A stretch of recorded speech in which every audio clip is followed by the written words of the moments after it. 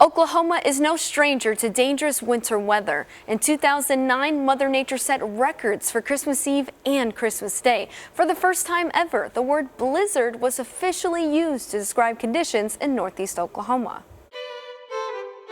In Bartlesville, that Christmas Eve night, Mindy Leisure was prepping for a festive holiday meal when the snowstorm began. She thought it was just going to be another day spent in the kitchen, but suddenly... And then I thought, oh, what is that?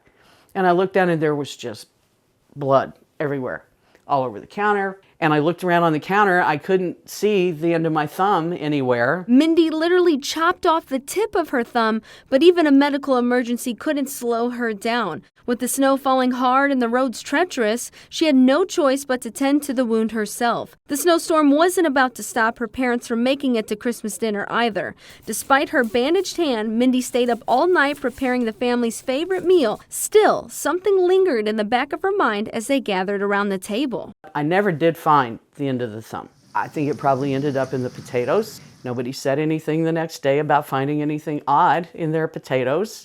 Thankfully, Mindy's thumb healed, but that holiday is one she'll never forget, and her friends made sure of that too. We're gonna chat with Carrie. She just moved to the area into this very home, and she didn't realize that she was gonna survive one of Tulsa's worst ice storms. So we had just moved back into town from Minneapolis, and I wasn't sure how bad it was going to get. But I really wanted to stay in my new house. When Carrie woke up the next morning, freezing rain coated trees, power lines, and everything else with as much as 3 inches of ice. The catastrophic storm left more than 200,000 Oklahomans without electricity for over a week, some nearly a month. It was the worst power outage in Oklahoma history. I didn't take it as seriously, and I thought maybe it would miss us, but it sure didn't miss us. And I think I'm very fortunate that I made it through and that I had the fireplace to keep me warm.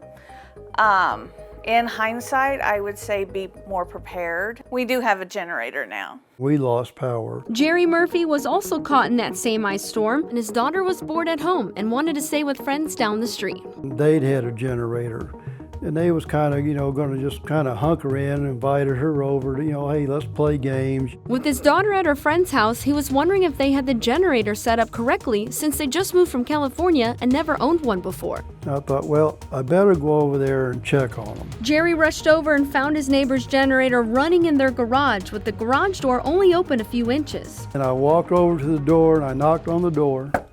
Nobody answered right away. So I bang and bang and bang on the door.